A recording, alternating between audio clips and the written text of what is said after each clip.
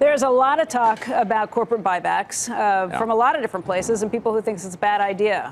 What do you say to that? It's ridiculous. I mean, a stock buyback is a perfectly reasonable and sensible way for a company to return some money to investors. And if a company runs out of viable investments to make and has cash above and beyond what they can successfully deploy, then they've got a responsibility to return it to investors. They could do it by a special dividend. But a stock buyback sometimes is better because you can decide as an investor whether or not to participate. So this is just a completely normal, sensible way that capital gets recycled in our economy, right? The money comes back to investors. What are they going to do with that? Overwhelming majority of the time, it gets reinvested in a company that really needs the capital. So stock buyback is perfectly normal and healthy, and this assault on investors and share ownership, that's what's dangerous. You know, you're preaching to the choir here. I think we all agree with you. It's not a close call. What do you hear when you say that to your colleagues who have brought up these ideas? What do you get in response? There's not a cogent argument for this. I mean, some will suggest that somehow a stock buyback prevents capital expenditures. But of course, that's not true at all. The stock buyback is done with money after all the capital expenditures that are possible have been made. We've seen record stock buybacks. At the same time, we've seen records of capital expenditures. So clearly, it doesn't come at the expense of CapEx. Nobody, Senator, this is Joe,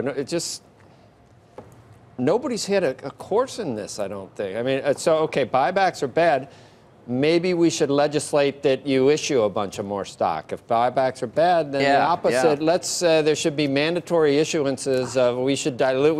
We should issue double the amount of outstanding shares. Or all private companies need to go public, or a public company can't buy back stock and eventually go private. It's all just commerce and capitalism, and it's what managers, corporate managers, decide to do to, God forbid, maximize profits and try to take on their competitors, which are now global. Exactly. And in the process, creating jobs and paying taxes. Exactly. And if you're going to do this, then obviously people will shift to paying dividends, larger dividends, special dividends. So then what, are you going to ban dividends too?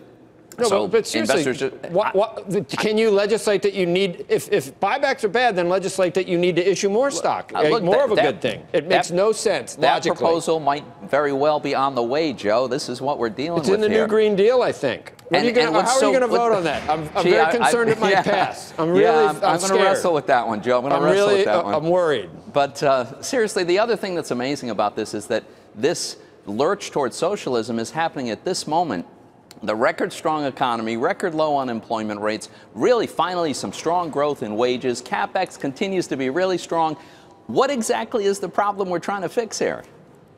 So, Senator, go back to the source of the catalyst, if you like, which is this notion that companies have been treated better, that they got a cash windfall of some sort, and there's frustration that it hasn't been reflected enough in higher business investment. If that is the issue, what else could you offer to encourage businesses to invest more? What does it take? So, you know, we've seen a huge surge in business investment. I think it's a response largely to a much better treatment of capital expenditure under our tax code. As you know, you can now fully expense that. That has clearly lowered the after-tax cost of investing capital. We've also lowered the return, the tax on the return on capital. And we have seen exactly what we hoped for, an investment-led recovery, a huge surge in CapEx. America's a really attractive place to invest, and as a result, we've got more job openings than people looking for work, and we've got wages growing at the fastest rate in a decade. So this is working. So how many people see things your way in the Senate and in the House, and how many people take the opposite view on this? How much more popular is this perspective becoming? You know, it's hard to say, Becky. We haven't had a vote on a specific policy, so we don't know for sure.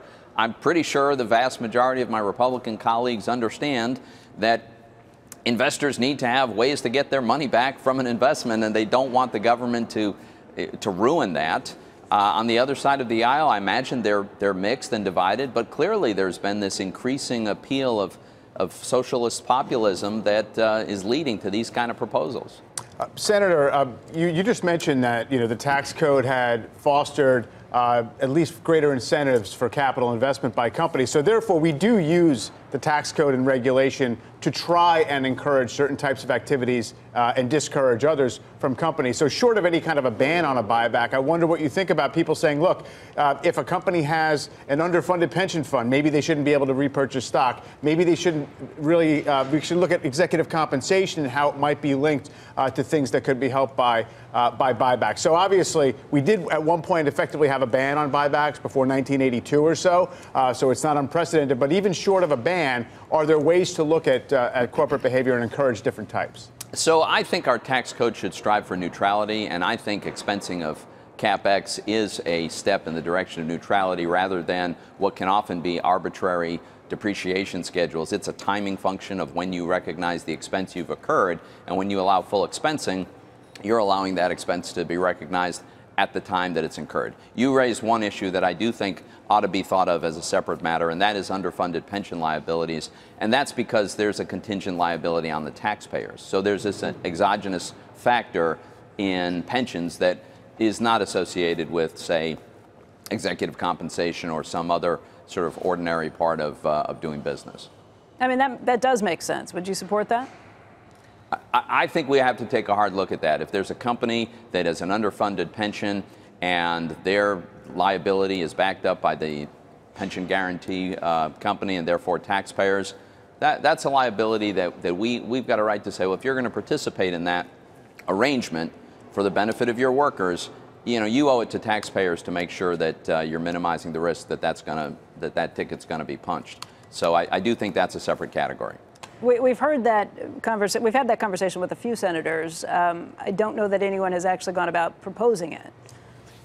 I'm not. It's something worth looking at, and I'm not aware of a specific legislative proposal, but we ought to be thinking about that.